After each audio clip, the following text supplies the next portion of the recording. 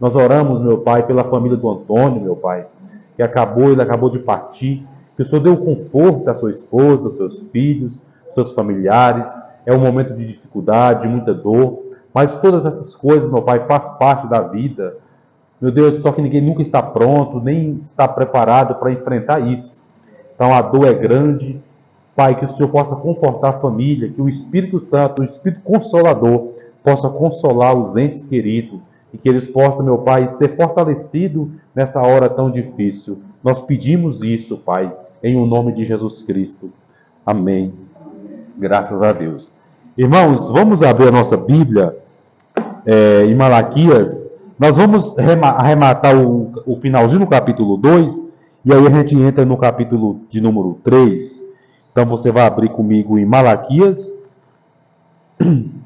capítulo 2, no finalzinho, versículo de número 11 a seguir.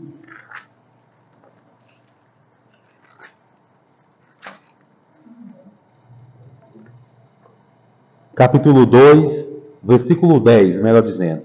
Malaquias, capítulo de número 2 e o versículo de número 10. Diz assim, irmãos. Espera. Pode esperar assim, Machado, está tranquilo.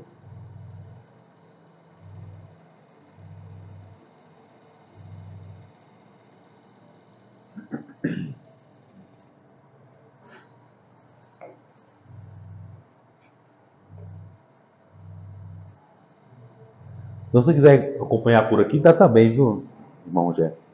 Pelo telão.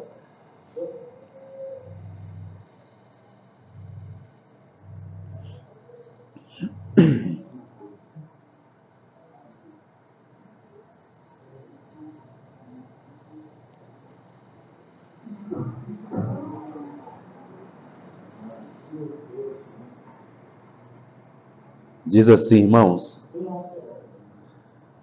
não temos nós todos o mesmo Pai? Não nos criou o mesmo Deus? Por que seremos desleais uns para com os outros, profanando a aliança dos nossos pais? Judá tem sido desleal, e abominação se tem cometido em Israel, em Jerusalém, porque Judá profanou o santuário do Senhor, a qual ele ama, e se casou com a adoradora de Deus estranho. O Senhor eliminará das tendas de Jacó o homem que fizer tal, seja quem for, e o que apresenta ofertas ao Senhor dos Exércitos.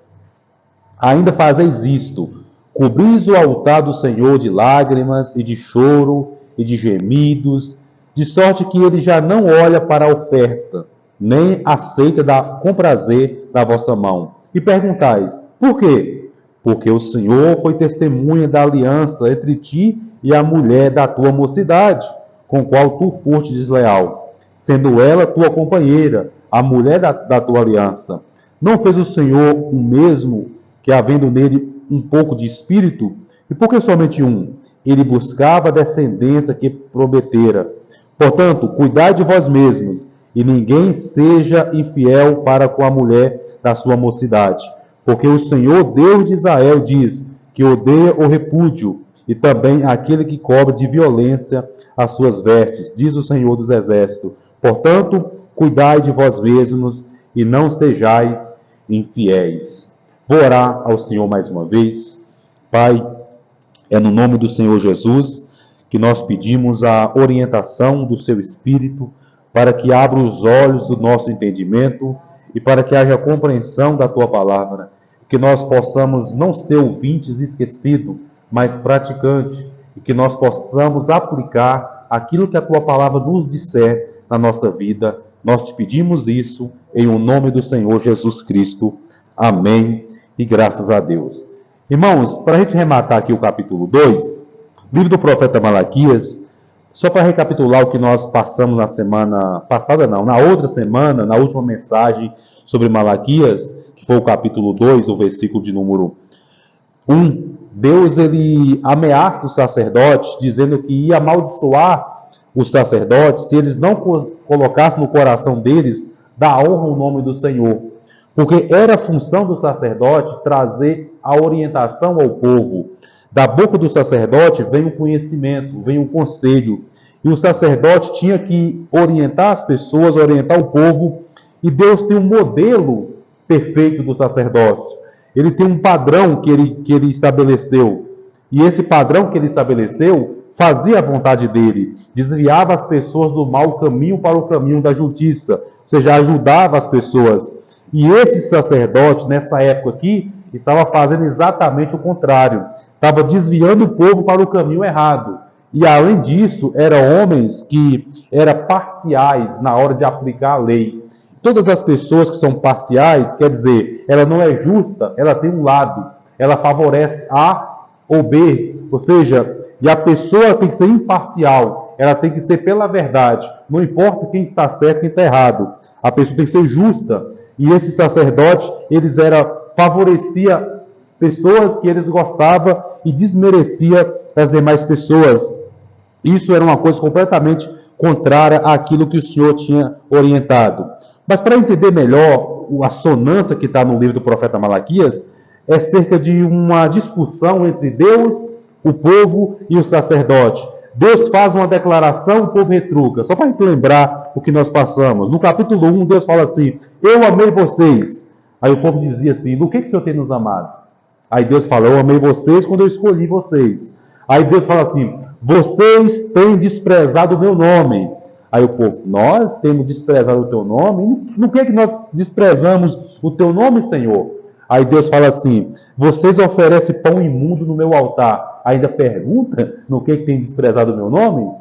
Aí Deus vai fazendo a declaração e o povo vai para a defensiva e Deus explica. E assim, cerca de 8 questões o Senhor trata. E o ponto que nós lemos especificamente aqui é sobre divórcio. A vantagem, meus irmãos, de pregar sermões expositivos é que a gente não pode pular nada, porque é muito mais cômodo a gente pregar mensagens que não é controvérsia, é mais tranquila, a gente sai fuçando a Bíblia, vou caçar uma mensagem aqui bem tranquila, bem legal, e a gente vai pulando alguns temas mais polêmicos.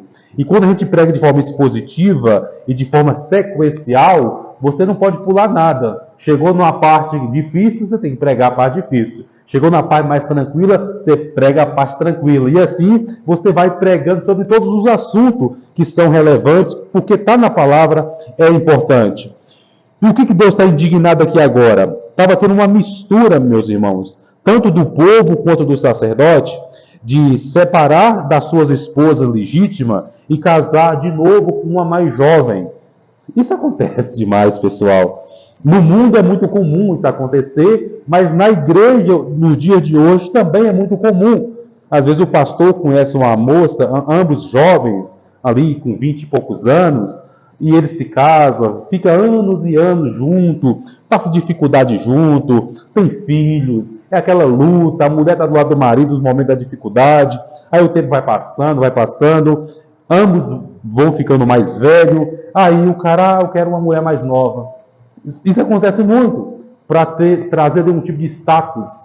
E aí aquela coitada que lutou a vida toda com a pessoa é abandonada e a pessoa então escolhe uma mais nova. E Deus está dizendo que isso não é legal. Ele está dizendo que isso é profanar a aliança, quebrar a aliança. E tudo aqui está em torno do culto a Deus. Irmãos, o culto a Deus, isso que a gente faz aqui, este culto público, ele, na verdade, é o desfecho do culto privado que nós temos no nosso dia a dia. Pode apostar o seguinte: se nossa vida durante a semana não for uma vida assim legal, de oração, de comunhão com Deus, o culto se torna chato. Quer fazer um teste? Toda vez que você estiver orando mais, buscando mais, estiver em comunhão com Deus na sua casa, o culto fica melhor. Você fica até mais motivado para estar no culto. Agora, todas as vezes que a gente não está bem em nosso dia a dia, o culto também não é legal. Porque a gente não pode desassociar a nossa vida que nós levamos lá fora da vida que nós levamos aqui. Ou seja, o culto aqui é o resultado do culto que nós estamos oferecendo a Deus no nosso dia a dia. E aqui você percebe um contraste. O povo estava vivendo uma vida toda errada e ia cultuar Deus. com toda a religiosidade, com toda aquela maquiagem externa. E Deus estava dizendo, eu não aceito, porque isso não existe. O que importa não é o que vocês fazem aqui, Deus dizendo para o povo, mas é a vida que vocês levam. E no versículo de número, só para a gente entender melhor o ponto aqui, o povo fazia isso, o sacerdote abandonava suas esposas, casava com outras, para piorar ainda, casava com mulheres estrangeiras, mulheres pagãs, que tinham outros costumes, que serviam outros deuses, e trazia essas mulheres para Israel, e essas mulheres vinham cheio de costumes, cheio de idolatria, e acabavam corrompendo era tudo. E aí eles iam orar, e cobriam o altar de lágrimas, e clamavam ao Senhor, e Deus fala aqui, eu não aceito isso. Aí eles perguntam, mas por que, Senhor? Por que o Senhor não aceita a nossa oração? Por que o Senhor não aceita nosso clamor? Aí Deus responde, porque eu fui testemunha entre ti e a mulher da tua mocidade com quem você foi desleal. Ou seja, você abandonou a sua mulher, você fez isso, fez aquilo outro, aí você vai orar. Eu não vou atender, eu não vou ouvir. Percebe? Então, o que a gente faz lá fora reflete o que a gente faz aqui. Então, ou seja, Deus vai me aceitar, o meu culto a Ele, se estiver de acordo com a vida que eu levo. Então, a gente não pode separar vida de igreja e vida lá fora. Percebe, irmãos? É claro que todo o contexto aqui, irmãos, sobre divórcio, é muito complexo esse assunto. Por exemplo, dá para começar de novo, pessoal. Porque tem muita coisa que acontece na vida das pessoas que depois que acontece já era. Não dá para você reverter mais. Às vezes as pessoas se separam e no mundo afora, aí vai se relaciona novamente, aí constitui uma outra família, vem outros filhos. Como que vai restabelecer aquele primeiro casamento? Já era, não dá mais. E o que fazer nessa situação? A pessoa está perdida para sempre? Claro que não. Deus vai abençoar aquela pessoa. Percebe? O ponto de Deus aqui não é dizer que não tem jeito para restaurar. Não é dizer, olha, você que se divorciou, acabou. Não é isso que ele está dizendo aqui. Ele está dizendo que isso não é o padrão. Ele está dizendo que ele não apoia estas coisas. Mas uma vez que isso já aconteceu, o que resta? Restauração. O que resta é o Senhor pegar os cacos, juntar e abençoar a pessoa e ela seguir em frente.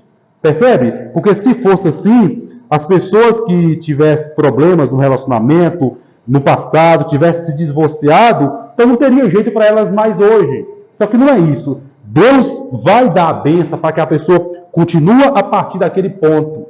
Só que o padrão é, ele não quer que isso se torne alguma coisa normal, para que qualquer probleminha que a pessoa tiver, vou divorciar porque eu não gosto mais. Ele não apoia isso.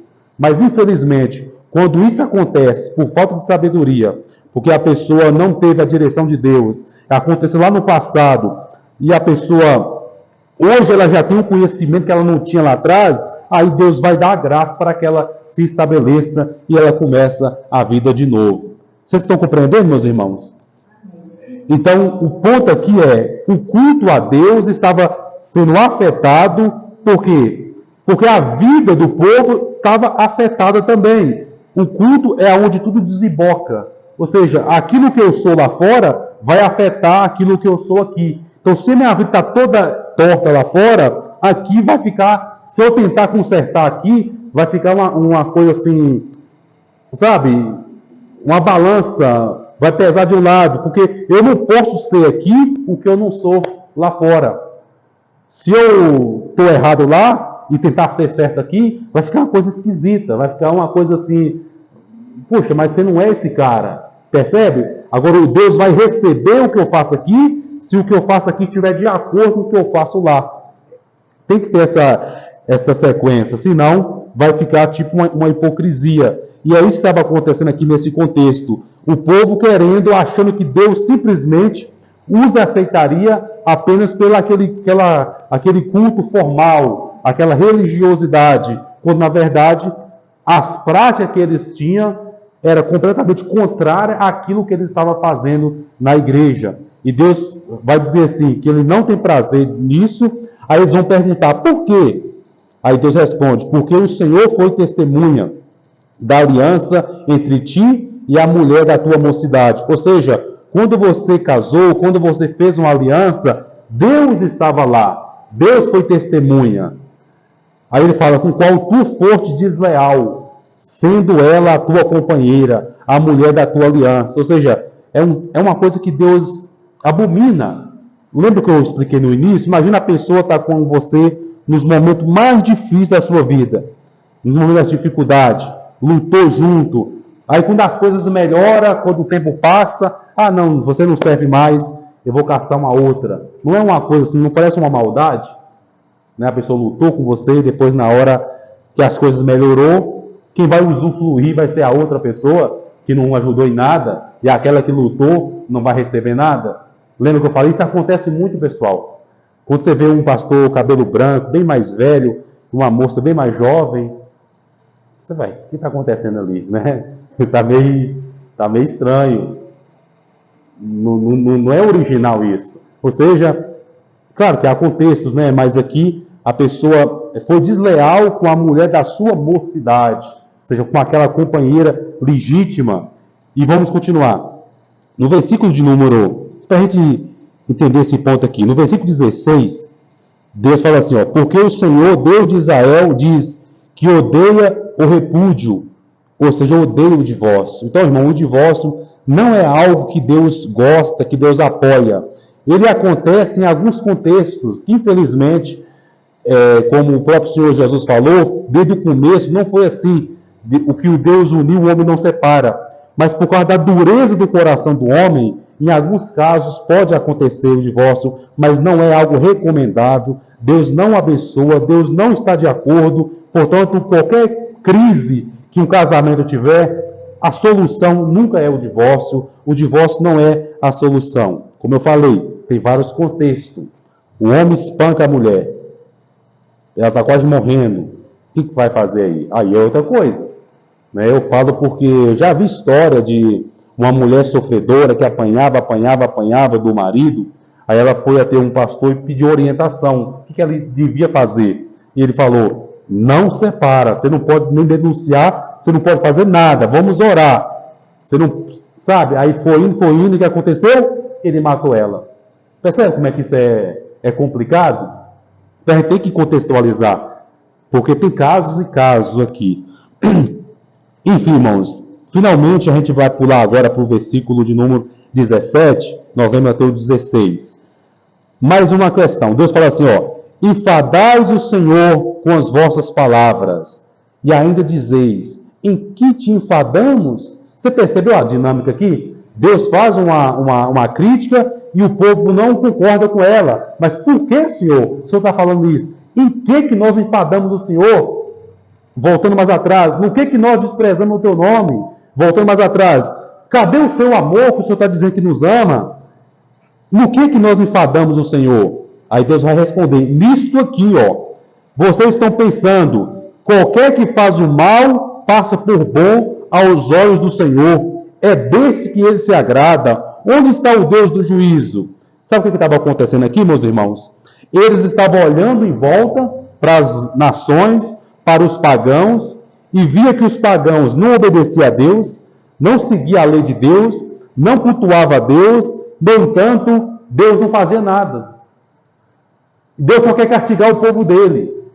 Mas que Deus é esse? E isso começou a pensar assim, onde é que está o Deus do juízo?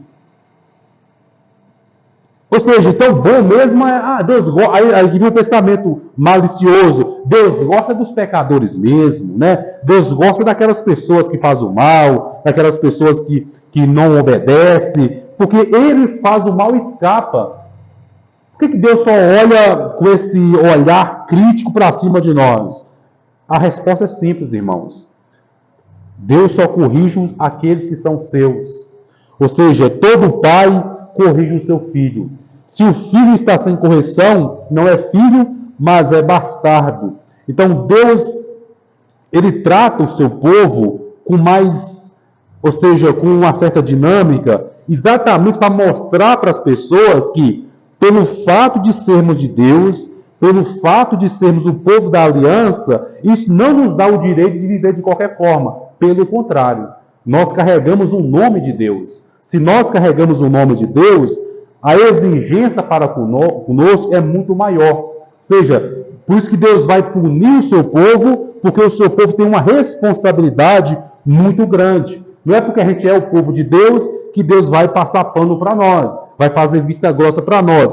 Pelo contrário, por sermos o povo de Deus, é que Deus vai ser rígido conosco, porque nós somos o povo da aliança. Então Deus vai cobrar de nós aquilo que Ele não cobra de quem está lá fora, porque quem está lá fora não tem aliança com Ele. Então é conosco que Ele vai tratar. Ou seja, você não vai corrigir filho dos outros. Quem aqui vai pegar um chinelo, enfim, e vai dar uma palmada no bumbum do filho do vizinho? Se você fazer isso, o pai dele vai xingar você, vai chamar a polícia, porque você não tem autoridade sobre o filho dos outros. Mas se o filho for seu, você pode? Pode. Quer dizer, não vai espancar o menino, mas você pode chamar a atenção dele, reclamar com ele, porque ele é seu filho, você tem autoridade. Então, se nós somos corrigidos por Deus, é o sinal, é a evidência de que nós somos filho dele, e por isso que ele nos corrige. Agora, se nós ficarmos sem disciplina, aí é uma evidência de que Deus não se importa com a gente. Portanto, irmãos, quando Deus puxar a nossa orelha, por assim dizer, ainda que é algo que é dolorido, mas entenda, isso é bom, isso é um sinal. Deus me ama, eu sou filho dele, e por ele me amar, por eu ser um filho dele, é que ele está me corrigindo. Porque se ele não me corrigisse, significaria que eu não pertenço a ele. As pessoas em fora estão fazendo o que elas querem, não é? E tá por isso mesmo. Agora, vai você fazer o que você quer. Vai lá, tenta, como diz o outro, tenta a sorte. Vai fazer o que as pessoas lá fazem para tu ver que vai acontecer logo em seguida. Deus vai te incomodar. Você vai ser corrigido. A coisa não vai ficar... A sua consciência não vai te deixar em paz. Você não vai conseguir avançar nessa questão de imitar o mundo. Por quê? Porque você pertence a Deus e Deus não vai deixar o filho dele por aí afora. Qualquer pai que deixa o filho fazer o que quer, que deixa o filho sem nenhum tipo de correção, é um pai irresponsável, não é, pessoal? Agora, o bom pai é aquele que é presente, é aquele que se preocupa com o filho ao tal ponto de colocar limites no filho. O pai que não coloca limite no filho é uma forma de dizer que não está nem aí para o filho. Mas o pai que ama, ele ama tanto que fala assim, você não pode isso porque isso vai fazer mal para você. Isso é uma forma de amar. Assim é o nosso Deus. Ele nos ama tanto que ele fala, isso aqui você não pode. Dessa linha você não passa. E a gente, obrigado, Senhor. Isso é porque o Senhor me ama.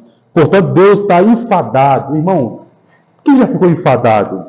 A gente fica enfadado numa fila de um banco, né, num sol quente. Você fica enfadado, é aquela sensação. A gente fica enfadado no culto. Talvez vocês estão enfadados agora, acaba logo. É aquela sensação de quero ir embora. Deus está enfadado aqui com o povo. Percebe que sentimento? Vocês estão me enfadando. E o povo devia falar assim, estamos mesmo, Deus, desculpa, perdão, Senhor. Eles perguntam, no que nós estamos te enfadando? Você percebe que são 8 questões. Deus fala, vocês estão fazendo isso. Povo, nós? No que, Senhor? Que nós estamos te desagradando? No que nós estamos enfadando o Senhor? Deus nisso, aí Deus é paciente para explicar no que e no que eles estão sendo enfadando ele, ou estão desprezando o nome dele, ou estão roubando ele, que é o ponto que nós vamos ver depois, na semana que vem, né, irmãos? Que é o capítulo 3, que nós vamos finalmente entrar na parte do dízimo e das ofertas. Aqui você percebe, para a gente resumir, o problema aqui, irmãos, era o povo tinha se afastado de Deus. E quando nós nos afastamos de Deus, tudo em nossa vida sai do controle, tudo começa a perder o sentido. Ou seja, o culto a Deus, ele começa a ter as deficiências. Por que o povo estava duvidando do amor de Deus? Porque eles tinham se afastado de Deus. Por que o povo estava desprezando o nome de Deus? Estava fazendo de qualquer jeito? Porque eles tinham se afastado de Deus. Por que o povo estava cometendo esses pecados aqui, largando as suas esposas e casando de novo? Porque eles tinham perdido o temor a Deus. Por que o povo está enfadando a Deus aqui? Porque eles tinham se afastado de Deus. Então, quando nós nos afastamos de Deus, o resultado é que tudo vai, a bagunça vai vir. A gente vai começar a errar em todos os pontos. Então, aqui, não dá para consertar um ponto aqui. O ponto que tem que ser consertado aqui é o quê? Deus diz, tornai para mim e eu me tornarei para vós. Em outras palavras, volte para mim e eu me voltarei para vocês. Ou seja, Deus está dizendo, se vocês se arrependerem e voltarem para mim, tudo vai ser ajustado. Por isso que não dá para tratar esses casos isoladamente, porque o problema aqui é um só. O povo se afastou de Deus. E por consequência disso, o povo está falhando em todas as áreas. Se você conserta um ponto aqui, não adianta. O outro não vai ser consertado automaticamente. Mas se eles voltam para Deus, tudo que estava fora do lugar, volta para o lugar. Por isso que o capítulo 3, quando vai falar do dízimo e das ofertas, que nós vamos ver depois, não é sobre dízimo e oferta. É sobre a apostasia. O povo estava falhando na hora de contribuir, na hora de cumprir os seus compromissos com a contribuição, não porque era uma decisão que eles tomou, não vou fazer isso não. Não, aquilo tinha a ver com o coração deles. Eles tinham se afastado de Deus e, por consequente, eles estavam deixando de fazer aquilo que o Senhor tinha ordenado. Amém, meus irmãos? Imagina como se fosse uma árvore. Ela está com os frutos ruins. Aí você pensa que o problema é os galhos. Aí você vai lá e poda tudo, corta os galhos e ela vai brotar os novos galhos e os frutos continuam ruins. Você vai lá e corta de novo e nada resolve. Até você descobrir que o problema não está nos galhos, o problema está na raiz da árvore. Ela está doente lá embaixo. Não adianta fazer reparo em volta dela, o problema está nela. Então, às vezes, não adianta tentar mudar o crente, você tem que mudar aqui, aqui, aqui. Não, o problema é outro. Essas coisas são o sintoma do problema maior. Ou seja, você tem que tratar a causa. Se você tratar a causa, automaticamente você tratou os sintomas. Então, a causa aqui é o quê? O povo se afastou de Deus. Por causa disso é que em todas essas áreas aqui, que eles estavam falhando, duvidando do amor de Deus, estava fazendo de qualquer jeito, estava desprezando, estava tratando o relacionamento de forma banal, não estava se importando, estava quebrando a lei de Deus em todos os pontos, porque eles tinham se afastado dele. Algumas aplicações para nós, irmãos. Saímos daqui hoje pensando nisso. A minha vida precisa estar ajustada com o Evangelho para que finalmente eu consiga cultuar da forma que Deus se agrada. Porque não dá para a gente viver uma vida lá fora de um jeito e cultuar de outro jeito. Percebe? Esse é o culto que Deus não aceita. Qual é o culto que Deus não aceita? Quando aqui eu sou um bom cristão, por assim dizer, mas lá fora eu não sou. Não faz sentido, destoa. Agora, qual é o culto que Deus aceita? É aquele culto natural, que expressa exatamente aquilo que eu sou, aquilo que eu faço. É isso que Deus quer de nós. Que haja uma conexão entre a minha vida lá fora e a minha vida aqui dentro. Jesus faz críticas aos hipócritas por causa disso. Os hipócritas eram justamente aquelas pessoas duplas, que eram uma coisa fora e no público eles eram outra coisa. E aquele culto que eles apresentavam para Deus em público, Deus não se agradava, porque era um culto falso. Que toda aquela devoção, aquele sentimento, aquela coisa espiritual que eles demonstravam, não era de verdade. Não era de verdade. Então Deus quer que nós sejamos verdadeiros, que o nosso culto seja um culto verdadeiro. Portanto, nosso culto principal é durante a semana. Amém, irmãos? Então vocês vão pensar nisso, não vão? Ou seja, o culto não é só aqui. Aqui é onde a coisa desemboca. Mas o culto rola mesmo no nosso dia a dia. De tal maneira que o pregador, eu gosto de dizer essa frase, todo pregador tem duas mensagens apenas. Tem a mensagem que nós pregamos na igreja, que dura alguns minutos, 40 minutos, 1 hora. E temos a mensagem que nós pregamos durante a semana, que dura vários dias.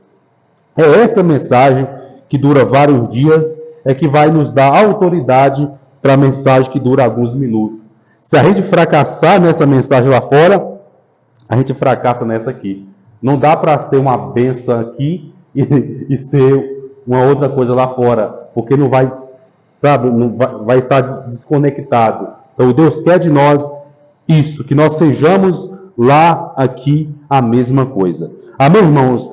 Semana que vem nós vamos para o capítulo 3 e o capítulo 4. E eu prometo que a gente vai terminar o 3 e o 4 na semana que vem. E o Lucas vai arrematar na parte dos 400 anos de silêncio. Ok?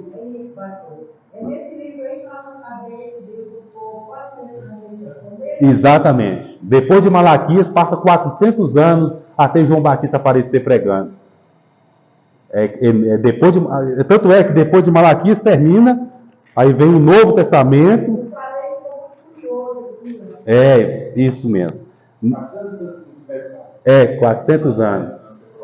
400 anos sem falar com o povo. É muito tempo, né? Então vocês vão entender o que aconteceu nesse período. Amém, meus irmãos? Vocês compreenderam até aí?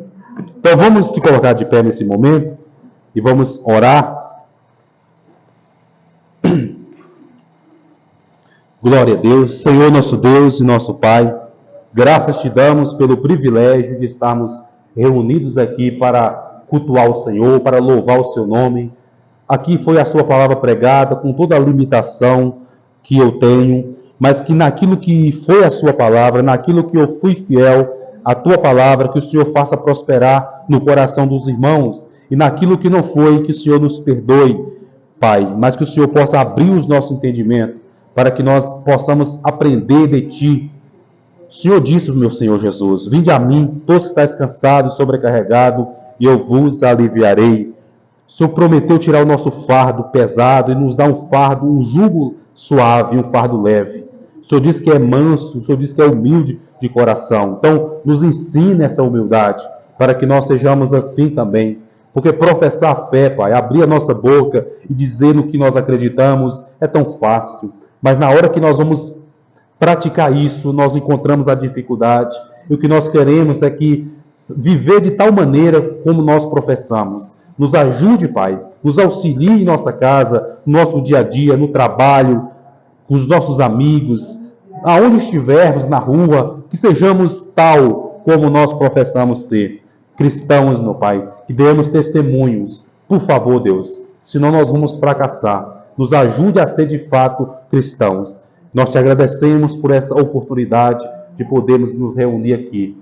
Abençoa o seu povo, meu Pai. Abençoa os que aqui estão. Abençoa os que vão estar futuramente. E que nós possamos ser uma comunidade saudável.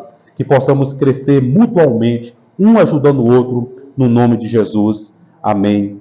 E graças a Deus. Amém, meus irmãos.